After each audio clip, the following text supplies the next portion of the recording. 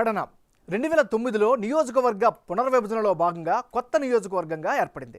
నిన్న మొన్నటి వరకు పెడన టికెట్ కోసం జరిగిన పంచాయతీ అంతా ఇంత కాదు. 2019 ఎన్నికల్లో గెలిచిన జోగి రమేష్ను వైసీపీ అధిష్టానం పెనమలూరుకు పంపించడంతో వైసీపీలో జరిగిన అంతర్గత పోరుకు కాస్త చల్లబడినట్లే కనిపిస్తోంది. ఈ నియోజకవర్గంలో కాపు గౌడ సామాజిక వర్గాలదే హవా అని చెప్పాలి. గత ఎన్నికల్లో గౌడ కులస్తులనే బరిలోకి దింపాయి వైసీపీ టీడీపీ పార్టీలు.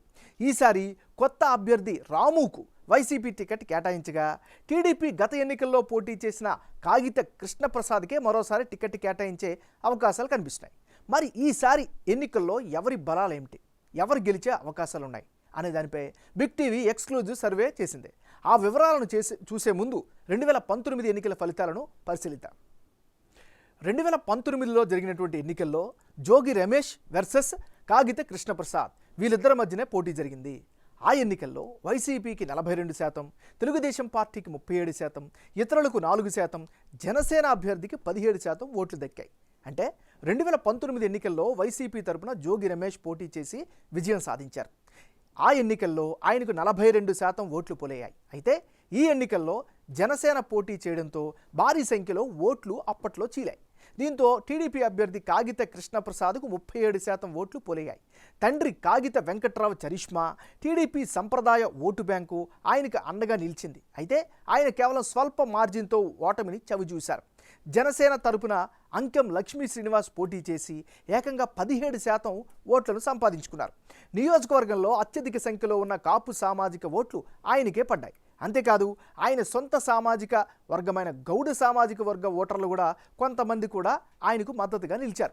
దీంతో భారీ సంఖ్యలో ఓట్లు చీలాయి. మరి ఈసారి ఎన్నికల్లో టీడీపీ జనసేన కలిసి బరిలోకి దిగుతుండడం, జోగి రమేష్ పెనమలూరుకు వెళ్లడంతో ఎవరి గెలుపుకు ఎక్కువ అవకాశం ఉంటుంది అనే దానిపై బిగ్ టీవీ ఎక్స్క్లూజివ్ సర్వే చేసింది. ఆ వివరాలను ఇప్పుడు చూద్దాం. అభ్యర్థుల వారీగా బలాలు బలహీనతలు ఏంటో ఒకసారి చూద్దాం. ముందుగా వైసీపీ క్యాండిడేట్ ఉప్పాల రాము. ఈయనకి ఈసారి కలిసి వచ్చేటువంటి అంశాలు ఏమిటి?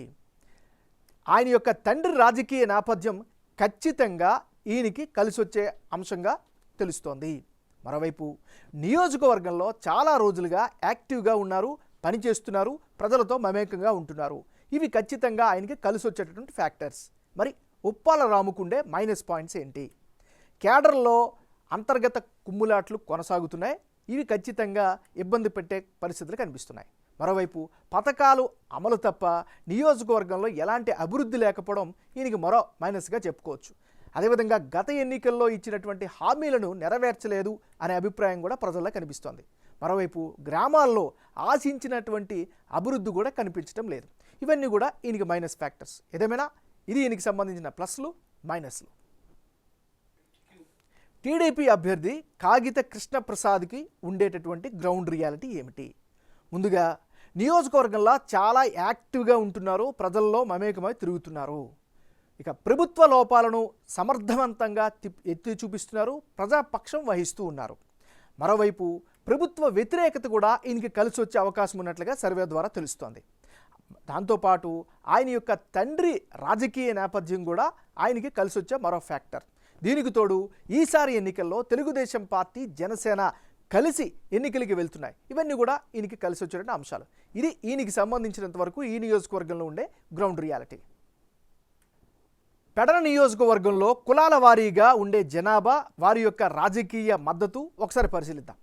పెడన నియోజకవర్గంలో కాపులు గౌడులు అధిక సంఖ్యలో ఉన్నారు. నియోజకవర్గంలో 31% కాపులు ఉన్నారు. వీరే డిసైడింగ్ ఫ్యాక్టర్గా చెప్పుకోవచ్చు. వీరిలో వైసీపీకి 45% మద్దతు ఇస్తుంటే టీడీపీ కూటమికి 50% మంది మద్దతు పలుకుతున్నారు. 2019 ఎన్నికల్లో వీరి ఓట్లు ఎక్కువగా జనసేనకే పడ్డాయి.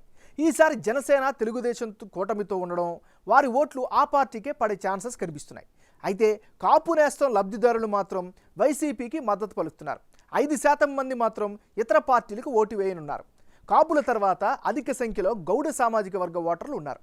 మొత్తం 28% ఉన్న ఓటర్లలో వైసీపీ టీడీపీ కూటమికి సమంగా అంటే 45% మంది మద్దతు పలుకుతున్నారు. మిగిలిన 10% మంది ఇతరులకు మద్దతు ఇస్తున్నారు. రెండు పార్టీలు కూడా ఈ సామాజిక వర్గ నేతలకు సమ ప్రాధాన్యం ఇస్తుండడంతో ఈ పరిస్థితి ఏర్పడింది. ఈ రెండు సామాజిక వర్గాల తర్వాత ఎస్సీ మాలలు 13% మంది ఉన్నారు. వీరిలో అధికంగా అంటే 55% మంది వైసీపీకి మద్దతు పలుకుతుంటే 40% మంది టీడీపీ కూటమికి మద్దతు ఇస్తున్నారు. సంక్షేమ పథకాల లబ్ధిదారులు అధికంగా వైసీపీకే జై కొడుతుంటే మిగిలిన వారు టీడీపీకి మద్దతు ఇస్తున్నారు. మిగిలిన 5% మంది మాత్రం ఇతరులకు మద్దతు పలుకుతున్నారు. ఇక 8% ఉన్న మత్స్యకారుల్లో వైసీపీకి 50%, టీడీపీ కూటమికి 40%, ఇతరులకు 10% మద్దతు పలుకుతున్నారు. మత్స్యకార వెల్ఫేర్ అసోసియేషన్ ఆ సామాజిక వర్గ నేతలకు సరైన పదవులు దక్కడంతో చాలామంది వైసీపీకి అనుకూలంగా కనిపిస్తున్నారు. అయితే టీడీపీకి కూడా సంప్రదాయ ఓటర్లు ఉన్నారు. ఇక 7% ఉన్న దేవాంగ సామాజిక వర్గంలో వైసీపీకి 40%, టీడీపీ కూటమికి 55% మద్దతు పలుకుతున్నట్లు బిగ్ టీవీ సర్వేలో తేలింది. రానున్న ఎన్నికల్లో పెడన నియోజకవర్గంలో ఎవరెవరు బరిలో దిగితే ఫలితాలు ఏ విధంగా వచ్చే అవకాశం ఉందో పరిశీలిద్దాం. ఉప్పాల రాము వర్సెస్ కృష్ణప్రసాద్ వీళ్ళిద్దరు బరిలోకి దిగితే అప్పుడు వైసీపీకి 42%, తెలుగుదేశం పార్టీకి 51%, ఇతరులకు 7% ఓట్లు దక్కే అవకాశాలు కనిపిస్తున్నాయి. అంటే ఇప్పటికిప్పుడు ఎన్నికలు జరిగితే వైసీపీ తరపున బరిలోకి దిగే ఉప్పాల రాముకు 42% ఓట్లు పోలయ్యే అవకాశాలు కనిపిస్తోంది. అయితే టీడీపీ నుంచి కాగిత కృష్ణప్రసాద్ బరిలో దిగితే మాత్రం 51% ఓట్లు పోలవుతాయని బిగ్ టీవీ సర్వేలో తేలింది. ఇక ఇతరులకు 7% ఓట్లు పోలయ్యే అవకాశాలు కనిపిస్తున్నాయి. పెడనలో జరిగే వారసుల పోరులో గెలిచేది టీడీపీనే అని బిగ్ టీవీ సర్వే రూపంగా తెలుస్తోంది.